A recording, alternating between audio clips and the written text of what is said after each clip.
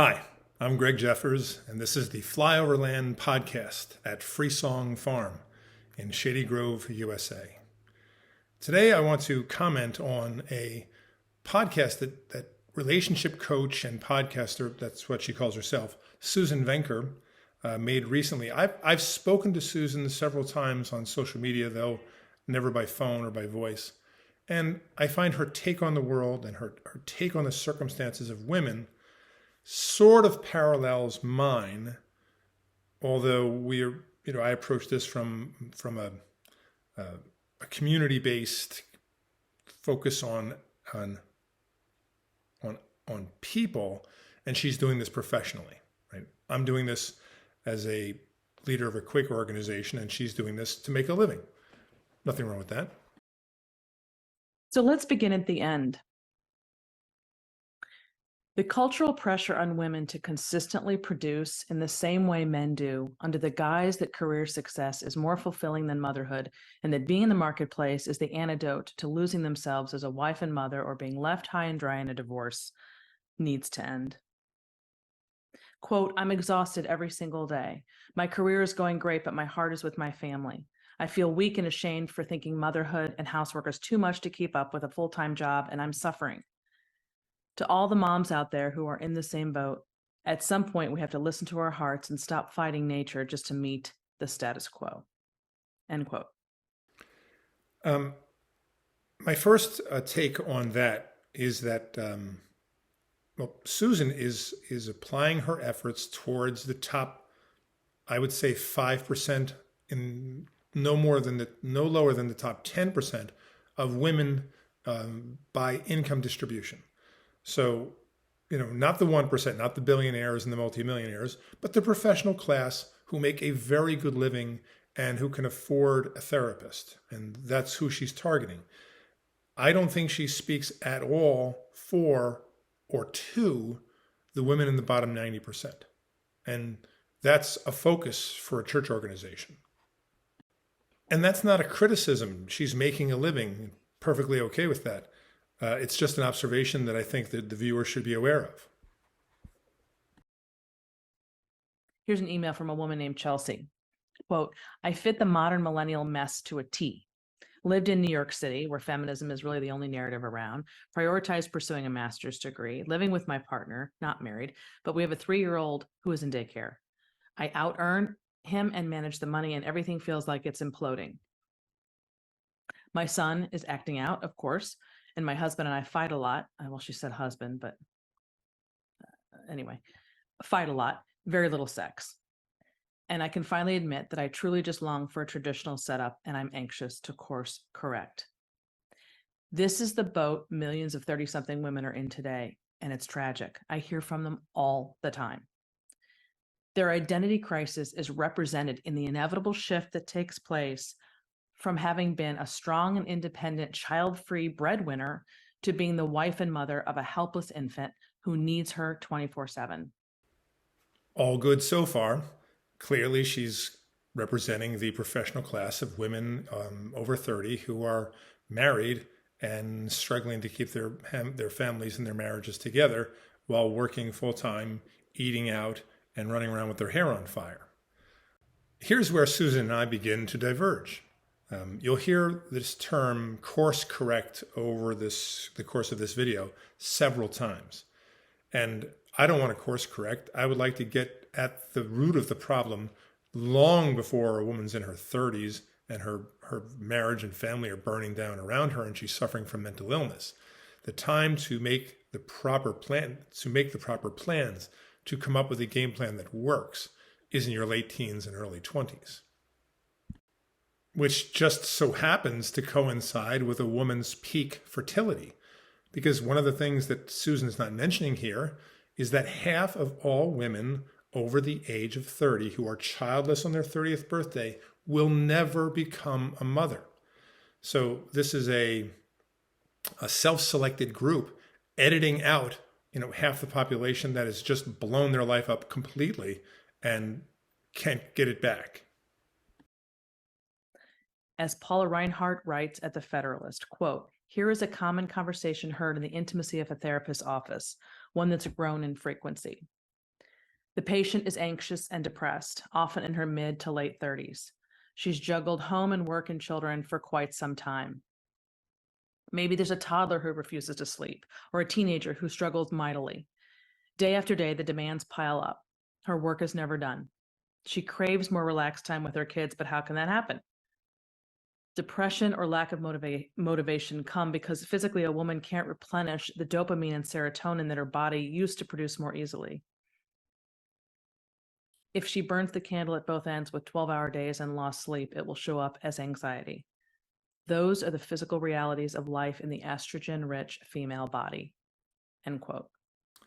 Another thing I hope you'll notice about this video is that at no point here does Susan concern herself about what the men are feeling married to these women who have made these terrible decisions and tremendous demands that have kind of forced everyone in this direction.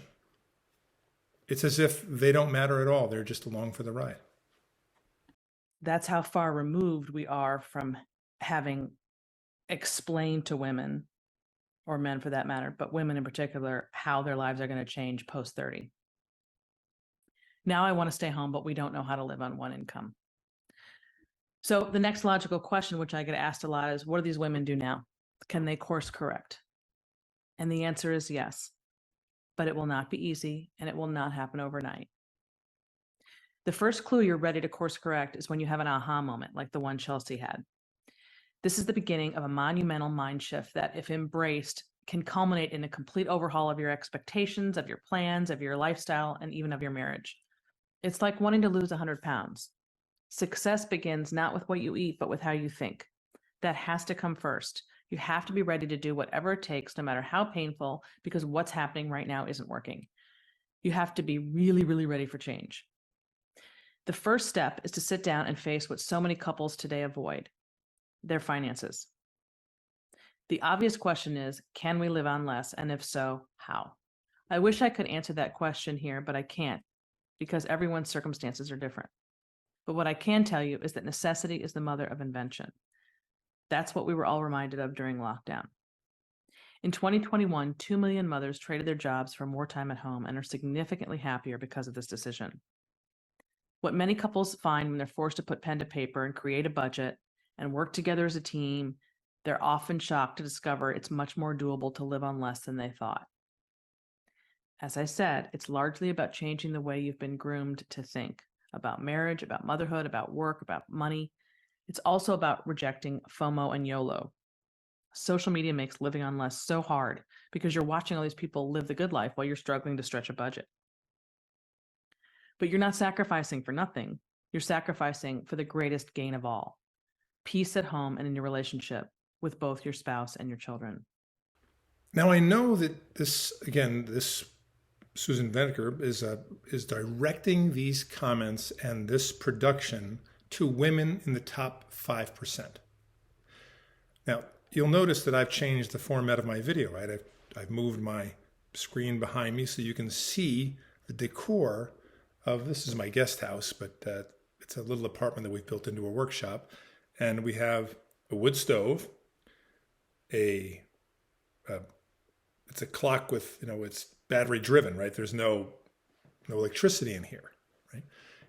Talk about living modest. Now look at the background in Susan's house. There's $75,000 or $100,000 of Veblen goods back there. And she's telling people to stretch a budget. Again, what woman from the working class at 25 or 30 can afford one of those lamps or any one of those cushions on one of those couches? Probably not a lot. So she's speaking to a rarefied world of overindulged and hyper politicized and indoctrinated women. And I hope to reach normal people. And we can't blame men for not being higher earners, although they do need to become higher earners and more successful than they are currently, because they have definitely taken a step back. But that's because for decades they've been conditioned to believe that women want to be their own providers. And so we essentially killed men's incentive to produce. Undoing this damage will not be easy.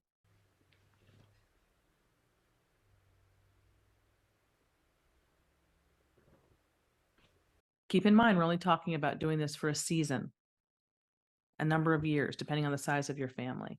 Once your kids are in school, financially anyway, a second income can be advantageous because there's no childcare costs. But in the earlier years, couples will need to tighten their belts, no question about it.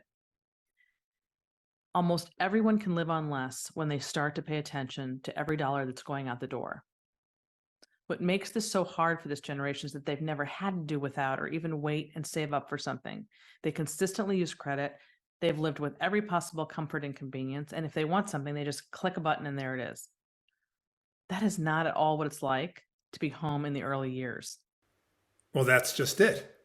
These are not the early years. These women are well into their 30s.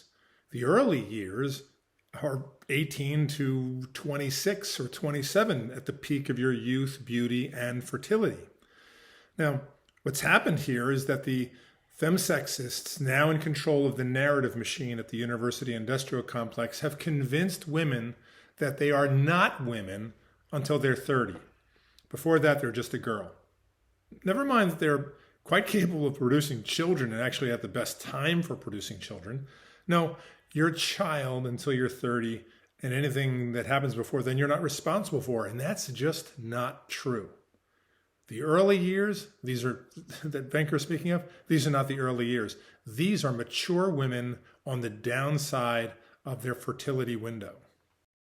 This is a season of life when money is supposed to be tight and when your life is going to feel much smaller in scale. For most people. Which season is Miss Venker speaking about here?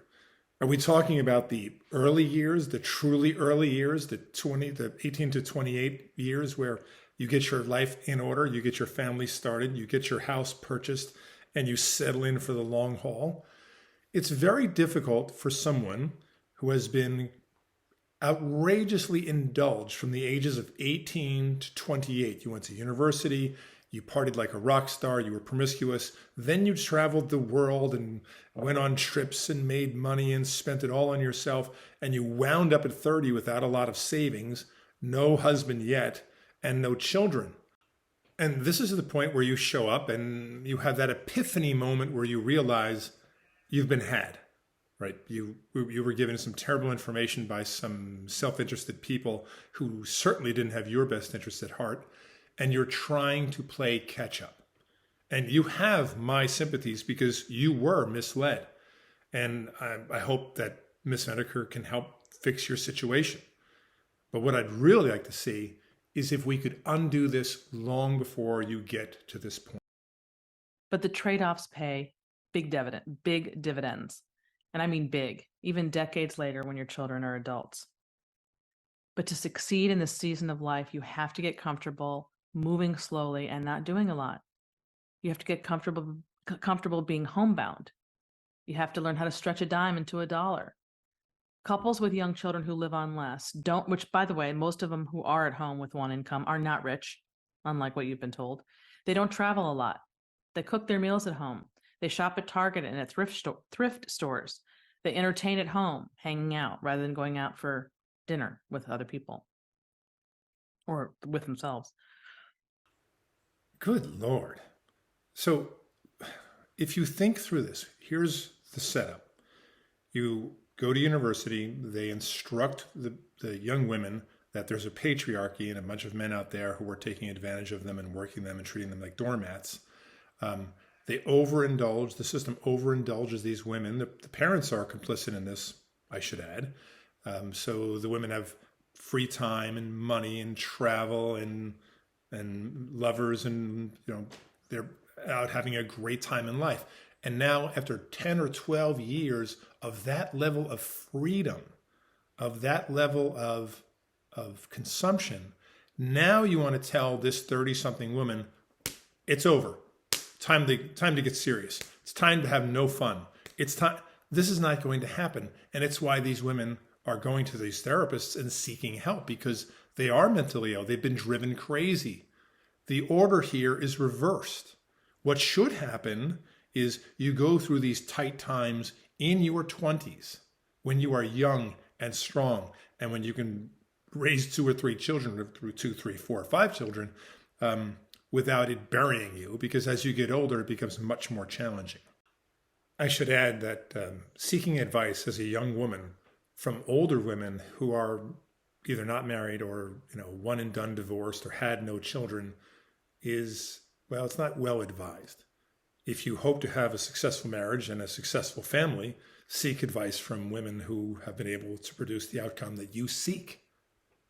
It's true that some couples will need to make bigger sacrifices than others, such as moving to a cheaper place to live or even a different area of the country. They might even have to hold off on buying a home for a few years or even putting a little less toward their debt temporarily. They may not be able to invest for a few years. All of this is okay. Yes, indeed, all of this is okay. But there has to be some practical advice about how to go about lowering your budget, about how to live on less. Now, she strikes a couple of pretty good chords here. If you live in an urban environment where everyone wants to live because that's where the jobs are, you're going to have to compete for that housing, those schools, those property taxes, those homeowners insurance rates, everything that goes with it. If you want to live in small town America or rural America, it costs about 1/10 of what it costs I'm talking about for housing and schooling and the competitive nature of living in an urban environment. Nobody here in my hood is driving around with a Bugatti. Not that I even know what one is. I've never even seen one because I live here. But if you lived in Miami Beach, they'd probably have, 20 of them going up and down the boulevard, every minute. And that's the competitive nature of those places. Now, can you imagine telling a woman who has been, she mentions, or Venker mentions, they've had every comfort and convenience, that now you have to have no comforts and no conveniences. You have to go from a palatial estate to a little cottage, from 6 bedrooms and 3 baths and the 3-car garage to a 3-bedroom and 2-bath or a 3-bedroom and 1.5 baths, heated with a wood stove. This is not going to go over very well for that class. I wish her luck with this. But for people already living out in flyover land or people who are not trapped in the student debt game, as you will notice, Venker mentions paying off your debt. You should not be in debt. If you went into debt for a degree where you don't get an occupational license, well, we wouldn't even consider such a thing. To be a doctor, to be a lawyer, to be an engineer, to be a mathematician, to be a physicist, fine. If you have to borrow some money, you've got 130 plus IQ, you're going to go off into the world and do very, very well, go ahead. You're an average person, you borrowed money to get a degree in communications or some other absurd degree with no occupational license, no barrier to entry. Those people wounded you. They left you with a lifelong wound. These are the things that we try to short circuit before people harm themselves. Where, again, Venker's trying to help women in their 30s, overindulged women in their 30s, to course correct. And we're trying to get people to not step in this hole to begin with. I applaud Venker. Look, when you find yourself in a hole, stop digging. Better yet, don't find yourself in a hole. If all of this seems overwhelming, that's only because it's new, and everything new is scary. It's really hard for young couples to understand how the struggles they have with respect to work and family and money have transpired over the past 30 years. Women have been told for decades to leave their babies and go out in the workforce because otherwise motherhood's going to swallow them whole. And they were told their babies would be fine without them. Yes, the women's studies professors and the cabal at the University Industrial Complex did do this to women. They convinced them of this perfectly absurd, and I could not heap enough scorn upon these people listening to the suffering that Venker's clients are going through. And Venker's clients are not suffering they're not experiencing the suffering that the childless women who don't have a husband, don't have children, and are looking at eternity as a dead end. What they're going through is far worse. And they are victims in this too. And who's the perp? Well, it's the University Industrial Complex. This narrative has been so powerful and so successful that we no longer even question it. Daycare was just simply sold as the answer to women's liberation. And that's how this whole thing started. What we have now today is a new generation of women who couldn't care less about the politics of this conversation. Now they're just mired in the financial realities of our having created this life. Yes, indeed. And they have my sympathies. But misery loves company, and I would encourage the people that I'm trying to reach not to follow these people down the road of self destruction. Almost all the income growth in the US has come from women working outside the home since the 1970s. As a result, dual income families have been hailed as necessary for basic survival. But in reality, this lifestyle that we created simply boosted the GDP, or the gross domestic product. Because when both parents work, they have to pay for childcare, they have to buy new work clothes, they spend money on commuting and on eating out and on convenience foods. Even the coffee industry benefits. Remember brewing coffee at home if you're old enough? All these transactions further swell the national income accounts. Boy, does Susan Venker hit the nail right on the head here. Well said, beautifully said.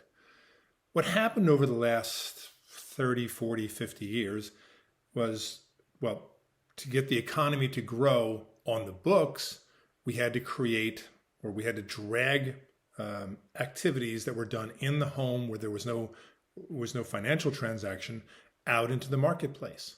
So now we have daycare where the woman stayed home with the babies. And now we have grocery stores where the woman used to grow a big garden and can all of her food. And so some of this was, yes, there were advances in convenience that were good, and there were advances in convenience that actually put us behind the eight ball. Another thing I'd like to point out here, and this is going to be a hard one. Many of the jobs that women work in now were created by the government as political payoffs. Think about what I'm saying here. In exchange for women's votes, they had to convince women that they were doing them a favor by disembedding them from the home and jamming them into the marketplace. Now, women will not work any place that there is not a clean toilet and hot and cold running water. So that means they pretty much will not participate in any of the base industry activities like forestry, fishing, ranching, mining, and the other base industries upon which everything stands upon. Women overwhelmingly work in administrative roles, moving bytes around a screen, sending emails and making phone calls, and managing information. Now, those jobs are important, but there are many jobs that were that were political payoffs and creations of the government. Think about school psychologists. We had no school psychologists when I was a child, and now they exist in every school. We had no school shootings when I was a child, and now school shootings are, they're a once a month or once every few weeks occurrence. It's not like I'm not claiming there's a cause and effect there, but it's an awfully suspicious correlation. So the kind of economy we live in today is real, but let's understand that it wasn't initially an economic move, it was a political one. And now, sadly, the chickens have come home to roost. Resolving millennial women's identity crisis is no small feat, and it won't happen overnight. Couples are going to have to come to an agreement about what their values really are and then create a life that honors those values. Couples are going to have to come to an agreement about what their values really are. That is such a cop-out. People do not invent their values each generation. They are passed down to them over the millennia. And we've had certain values for a very long time that got short-circuited in the last 30, 40, 50 years, and we need to reinstill values that work. Now, if the people who object to the previous value system have a better system, fine, let's hear it. But I haven't heard it yet. All I've heard is that they don't like the past value system. And I notice a disturbing correlation with those people. The people who hate the past value system are essentially incapable of producing children and are not invested in the future of humanity. They're not invested personally in the future of humanity, but they will want someone to care for them when they are old. Now, that means it will have to be someone else's children because they were too busy saving the planet, fighting the patriarchy, or smashing the patriarchy, or whatever they were up to do the most important job that any of us can possibly do. And that is to replace ourselves with well adjusted human beings. Well, I think that's enough for me today. Thank you for your time. I'm Greg Jeffers for the American Quaker Friends Church. Please enjoy this several minute clip of our sheep coming in and our kids working the farm on a beautiful evening on a working sheep and cattle ranch.